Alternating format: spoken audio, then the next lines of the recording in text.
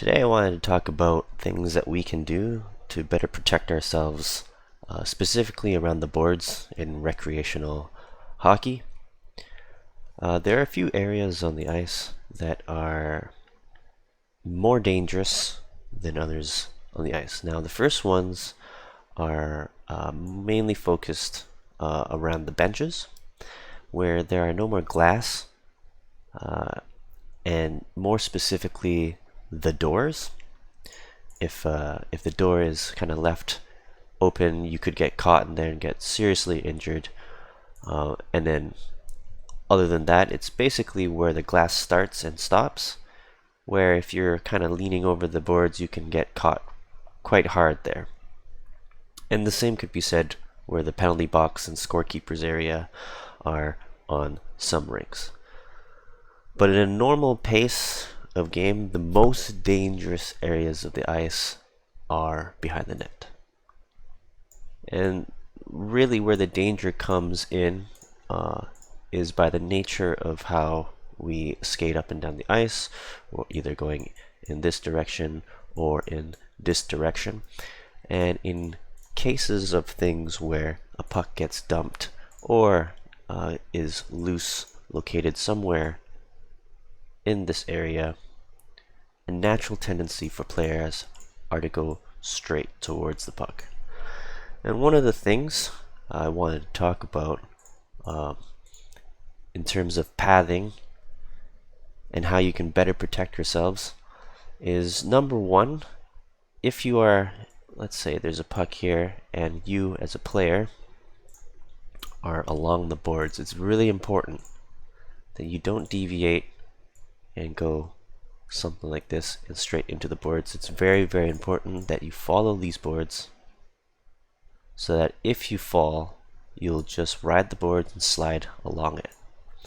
And so your risk of injury will be much lower than if you were to go straight on. Now, in a situation where, let's say a puck is here,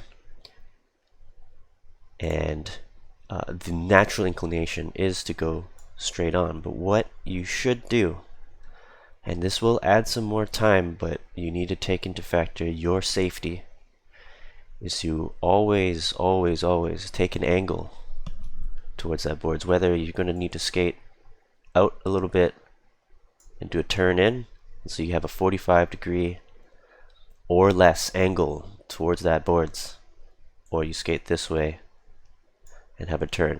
Now, the importance of doing this turn as well is that you're going to be turning your body sideways, namely around here, so that if you catch an edge, you can go kind of shoulder first into the boards, but at the same time you are also slowing down naturally rather than having a straight glide into the boards. And so that's really going to mitigate any risks of injury to yourself or to others, especially at recreational level. We're not NHLers, we're not professional athletes. There's no money to be gained in this. We're just here to have some fun, and we need to be healthy the next day. Another thing we kind of want to talk about as well is if there is a player between you and the puck. One of the things is you don't want to go straight onto the puck as well. Now, if you catch an edge, toe pick, anything like that, there's a rough spot on the ice, you could easily board this player that's in front of you, and that could be severe injuries for both players, or just the one in front, or just one of you guys. So it's really important. Again, the same thing is just take that path, go around them, and then we can work that way. And this same thing applies for the player in front.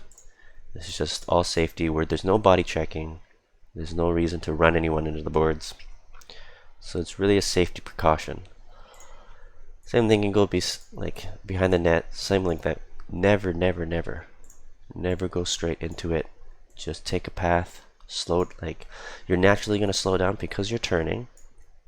And when you turn, you're going to have this kind of 45-degree or less angle where if you fall, you toe pick, you catch an edge. Really, maybe you'll bang into the boards and then you're going to slide the rest way along the board. So these are the things that you really want to think about, especially in a recreational level.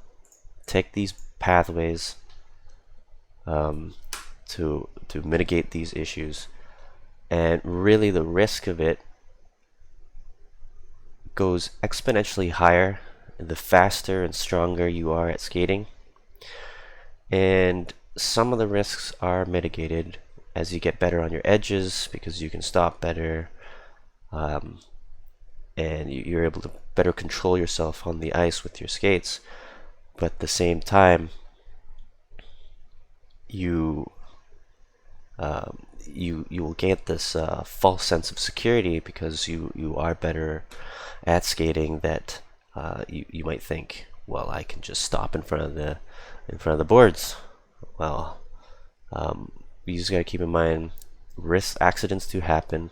You could never be 100% sure, so you just small percentages, reduce your risk. Take these pathways where you're coming at the boards at angles and never straight on.